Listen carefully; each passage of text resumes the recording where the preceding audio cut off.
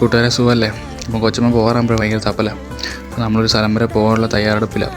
ഈ സ്ഥലത്ത് പോകാൻ എന്നേ പ്ലാൻ ചെയ്യുന്നത്. അപ്പം കഴിഞ്ഞ തിങ്കളാഴ്ച നല്ല മഴ, പിന്നെ തിങ്കളാഴ്ച എൻ്റെ ആഫക്റ്റായിട്ട് വെള്ളപ്പൊക്കം, അങ്ങനെയൊക്കെ.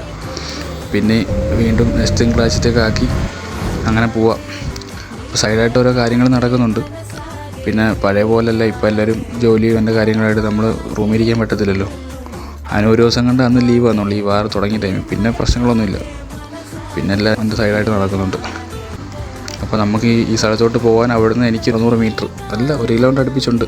അവിടുന്ന് മലയാളി ഡ്രൈവിംഗ് സ്കൂൾ ടു അവിടുന്ന് ബസ് കയറി മഹലബ് സ്കൂൾ ടു അവിടുന്ന് ഇനി ആ സ്ഥലത്ത് പോകാൻ കുറച്ച് നേരം വെയിറ്റ് ചെയ്യണം. അവിടെ C28 ബസ് കയറണം നമ്മൾ പോകുന്ന സ്ഥലത്ത് എത്താൻ.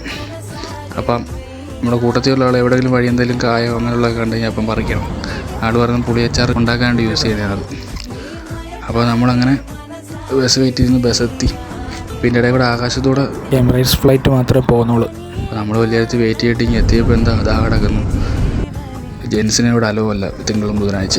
അപ്പോൾ ഇവിടുന്ന് നമ്മൾ അങ്ങനെ ടാക്സി പിടിച്ച് ദുബായ് ഐലൻഡിലോട്ട് പോവാം.